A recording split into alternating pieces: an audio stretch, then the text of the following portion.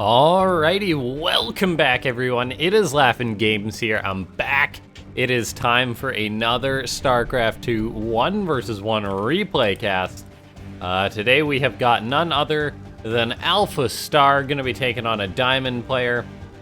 And we'll be doing a best of 3. I do apologize, the past couple of videos I guess I forgot about doing the best of 3s. And so I promise from here on out, if we get a 1-1 situation, that we're gonna have the full-on best of 3. Now, this game is starting a little bit odd. The Diamond player seems to be AFK. We got a Diamond Terran who's asleep at the wheel right now against Alpha Protoss. So we'll see if this Diamond player is gonna be able to salvage this. He just came back and was just like, oh dear. Oh dear, okay, so he immediately CCs, that's what I expected. Is he gonna be able to make the comeback happen though against AlphaStar in this position? He double supply depots, which is pretty interesting. I guess he just figures he's got money or something. I mean, why not? If he does throw up the barracks, this would actually kind of keep. This could actually be sold as like a double gas build, almost. Not quite. Something really weird. We'll see. Does he get that up, though, before the probe gets in? The answer is no. AlphaStar's probe gets in and immediately starts being a jerk. Does the Terran player get his barracks on the way? Yes, he does. He cancels it, though, as he goes to start it as a wall. And ladies and gentlemen, since this Terran player sat on 12 SCVs for so long, can we try and hit 12 likes on this video? That would be amazing. And make sure to slap that subscribe button, as every day we're getting a little bit closer to 10,000 subs. And that's the dream right there. Now let's take a look here. Double gas follow-up, which is pretty normal for a CC first from Terran. Of course, your first gas is late, so you get your second one quicker. And yeah, now let's just take a look. AlphaStar has got to be like, what's going on? What's going on this game? These humans doing things that are so unoptimal that AlphaStar has probably got no idea of what's going on. The Diamond player should definitely be getting his orbital commands going, be able to drop them fatty mules. And then if I was the Diamond player right now, I'd definitely throw up a bunker on the low ground, so he's going to be able to secure his base, get that natural up ASAP. And yeah, we'll see. Is he just going to mine up some gas, throw up a factory? Looks like a second barracks is the tech of choice. Honestly, though, if this Diamond Terran wins the game after sitting AFK for, what must have been the first 30 seconds, a minute, I will, I don't know. I kind of like my hat, so I'm not going to say I'll eat my hat, but, I don't know. I'll play a game of Zerg or something like that. Now, let's take a look here. We got a couple of probes on the way. Twilight Council for AlphaStar.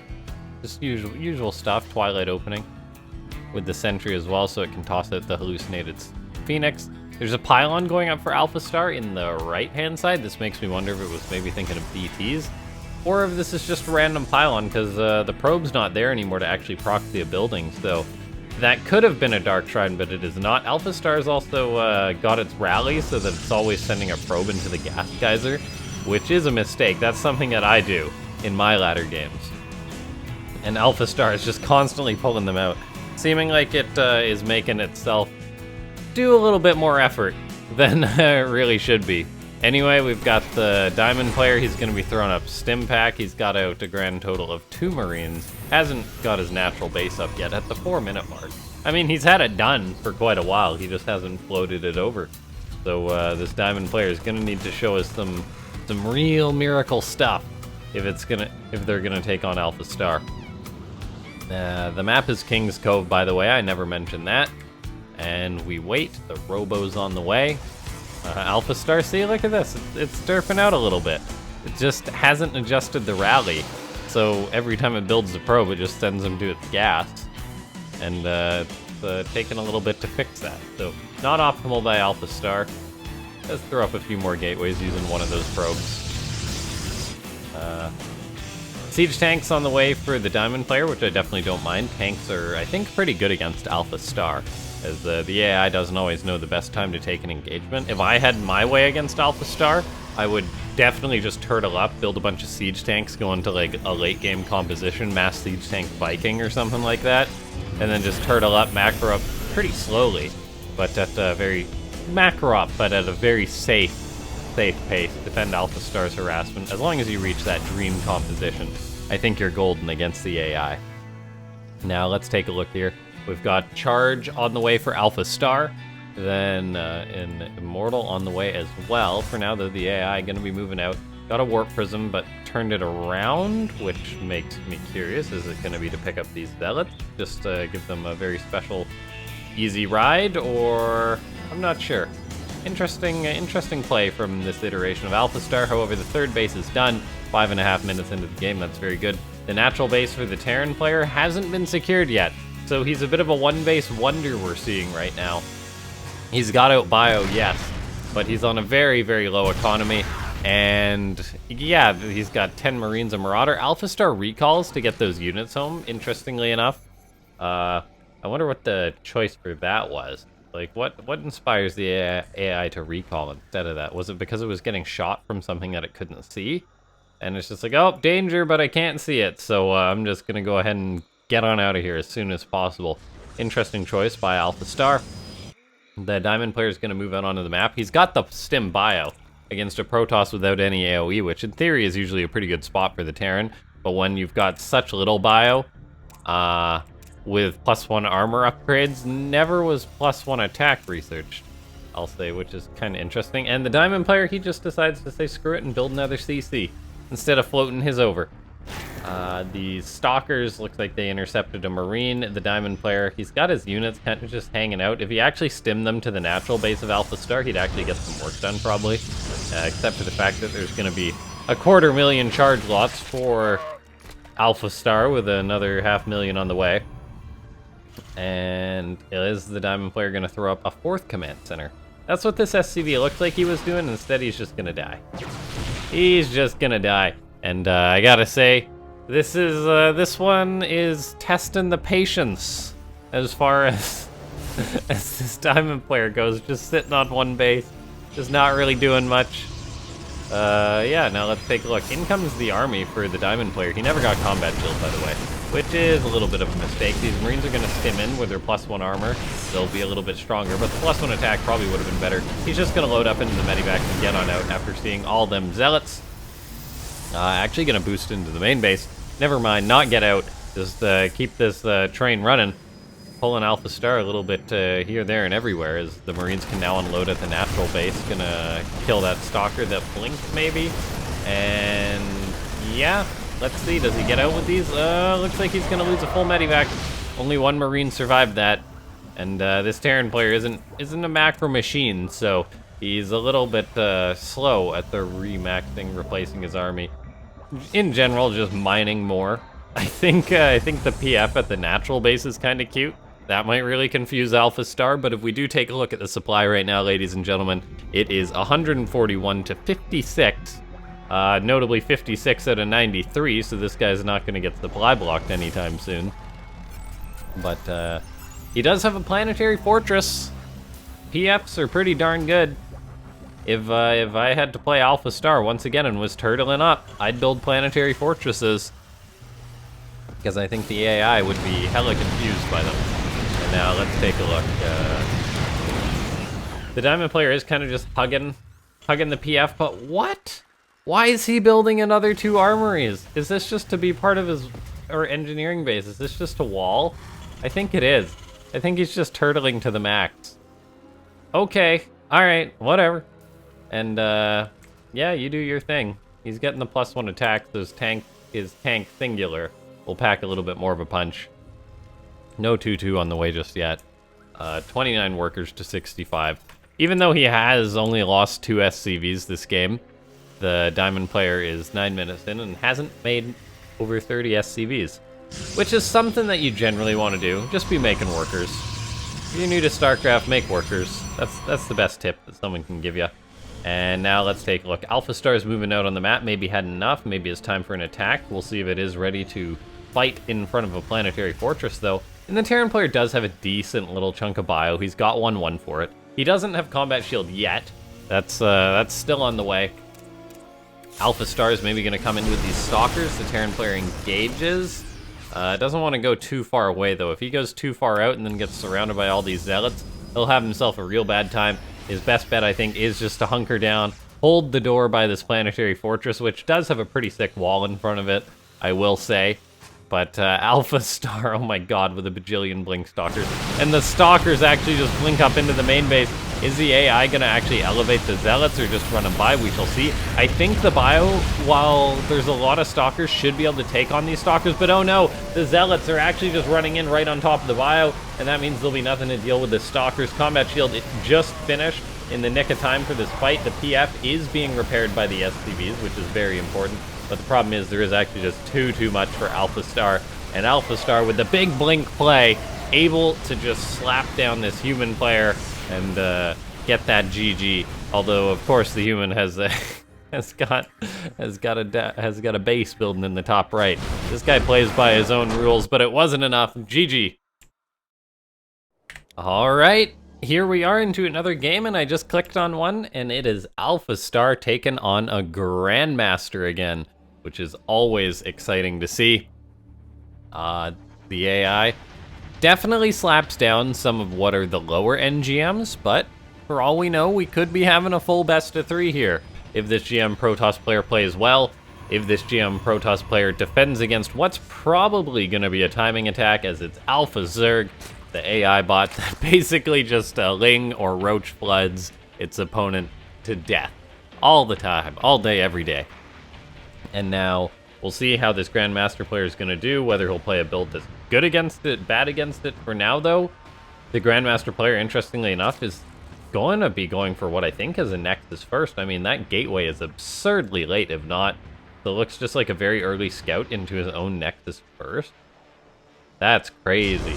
That's pretty crazy. Seeing as how AlphaStar did just go for was just forced into a spawning pool first. The Protoss player blocking AlphaStar's natural made the AI just say, fine, I'll build a pool, and that'll be that.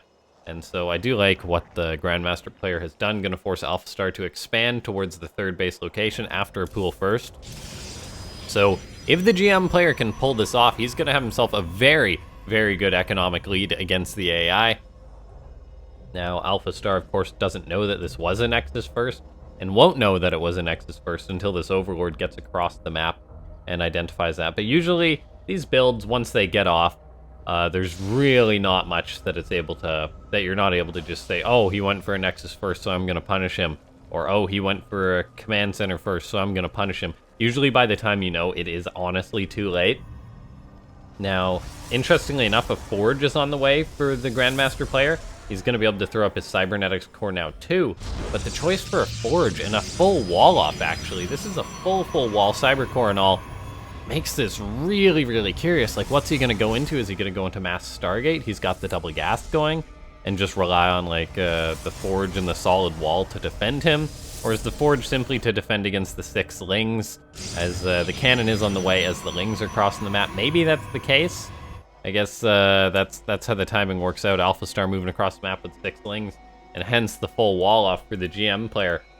This Cybercore is going to take a bit of a beating, however, it's in a great spot. Only 2 Lings can get surface area on the Cybercore. That's something I've noticed that Protoss players have been doing, and it's not something that I really thought about, but it definitely is an important factor. Protoss players going for that Cybercore, placing it in a position that has minimal surface area, as the Cybercore is the thing you want to lose the least as the Protoss player, because you want to be able to throw up your tech, you want to be able to warp in units, have warp gate on the way. So losing a gateway, even losing the Forge, is a lot better than losing your Cybercore.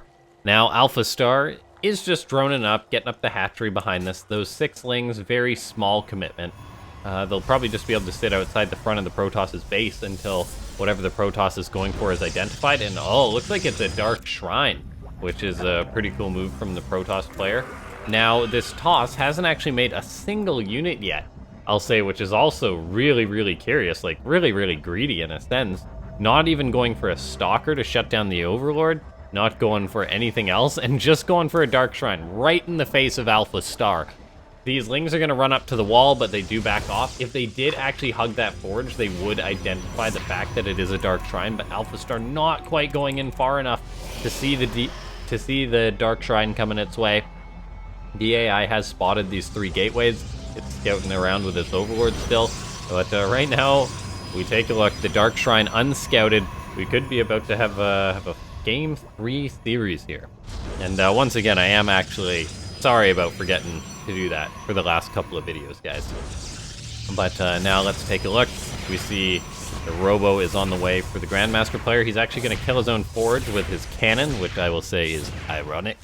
And then, yeah, just Warp Gate finished up. He'll be able to warp in 4 DTs if he chooses. And AlphaStar doesn't have protection. There's a lair out. However, there's no spores. And I don't even know if there's going to be anything that could kill 4 DTs. Like, there's some lings out, but that's not that many. This could just be a straight-up death for AlphaStar. We've seen AlphaStar kill Zerg players with DTs. We could be about to see the AI itself getting DT'd. And Overseer is on the way, however, they take 12 seconds to build. That's enough time for 4 DTs to actually kill a lair, believe it or not. And so AlphaStar going to be losing the lair, losing the main base. That's very, very painful. The Overseer is going to get in here, but the DTs, they get the job done. They can run. They're going to get evacuated by the Prism. Looks like just 2 of the DTs make it out, but 2 DTs for killing the lair is fully worth it. Oh, AlphaStar actually misclicked rebuilding that hatchery. That's definitely to the right. A little bit too far to the right, AlphaStar, so the AI making a misclick there. One of its classic misclick, I'll say. And now let's take a look here. Ling's moving across the map in mass for AlphaStar. Does the Protoss player have the solid wallop? No, he actually doesn't, so I'm suddenly very concerned. There's like nothing really to hold this wall. This Immortal is not solid enough to hold it. Of course, the DTs can do work on the Lings when there's no Overseer. But yeah, that's what I want to see. This needs to be a solid wall for the Grandmaster player, as AlphaStar had actually made an absurd amount of Lings. 46 is no small amount. The AI, though, should be able to recover from this once that main base is back up and running. The drone count's alright for AlphaStar, 45 to 45. It's not ideal, but it's not terrible since the TOS doesn't have a 3rd base on the way just yet. And so that's okay. AlphaStar still just making a lot of roaches, making lings. It's looking pretty good, though, for the Grandmaster player. Let's see what his follow-up's going to be. I mean, he's got a Templar Archives on the way, so he can warp in the gas-heavier Archons, which is interesting, because he can already make Archons, but they're a little bit more pricey in the minerals as opposed to the gas. So whether he's going to use that Templar Archives just to make those Archons, or whether he does want to get to Psystorm, that's a different question. He's going to have Charge +1 on the way at his newly rebuilt Forge in a different location. This 3rd base is under attack. The Archon's doing wonders against the Lings. However, enough of the Lings able to force the cancel on that 3rd base. Well done by AlphaStar, getting that damage done. And the AI does just seem to keep churning out Lings and Ravagers and Roaches. So it's going for a very, very aggressive style. We could potentially just see a big fight happen, and that will be the show. Ling's now getting wraparounds on the Zealots. The Zealots are doing okay, but Roaches coming in. The Archon's going to be vulnerable. I think the Grandmaster player might have overstepped against AlphaStar, and oh, no. The GM player, yeah, definitely overstepped. No Prism with this army. The Prism was up ahead, warping in some DTs to just get some more damage done, or yeah, just trying to get damage done, or maybe the plan was to make those into Archons. But anyway, the Grandmaster player is in a lot of trouble. No shield batteries for him, just the 1 cannon. There's so many Roaches here for AlphaStar, notably Roaches with Overseers above them. So the DTs and Zealots that are dealing counter damage for the Grandmaster player, probably not going to be enough to win him this base trade, as he's got to deal with the army at some point or kill AlphaStar's own base, which seems tough. However, I'm not ruling out the GM player just yet, because the AI has a very, very notable lack of understanding about base trades, and I think this could potentially just be a win for the Grandmaster player. If he kills off the hatcheries, there's not a single Overseer on this side of the map. If there was, AlphaStar could just defend against this, but it's not. It's just slowly killing the buildings, and I think this is actually going to come down to an elimination for AlphaStar. An extractor has been built, but there's not enough minerals to rebuild a hatchery. Roaches are engaging the Zealots, but there's nothing else. If these extractors get killed off, one of them which is almost gone, the Grandmaster player will simply win the game. AlphaStar, oh no, the Grandmaster player, he actually recalls all of his stuff when he could have gone for the elimination. Oh no, AlphaStar not rebuilding his base, now engaging the Zealots and the DTs. The GM player could have won it, but no, he didn't. He threw it. AlphaStar was taking its sweet time to kill all of the GM's buildings, and oh, AlphaStar wins the game when the Grandmaster could have beaten AlphaStar. Like, look, there was literally just 4 extractors, 1 incredibly injured, the 2 at the natural, and the 2 in the main. There was the base has been revealed text too, so the Grandmaster player knew that, but I guess he just expected that AlphaStar did have drones or a hatchery somewhere. As in a typical base race, the Zerg player definitely would have thought ahead to that, but AlphaStar doesn't really understand the concept of a base race as we've seen. And this is actually a really good example of that, I feel. Yeah, the AI just not really doing what it needed to do back at home in a base race. So, all right, ladies and gentlemen, hit that like button. AlphaStar able to sneak that win, a bit of a dirty win, but in the end, a win's a win. The Grandmaster player, congrats, you played yourself. But yeah, hit that like button, ladies and gentlemen. Subscribe to the channel if you haven't. Every day is StarCraft 2 day on this channel. Join the Discord, which is linked down below. We talk StarCraft, pro games, AlphaStar. If you want to get various perks, consider becoming a member to support the channel. I will see you next time. My name is LaughNgamez. Thanks for watching.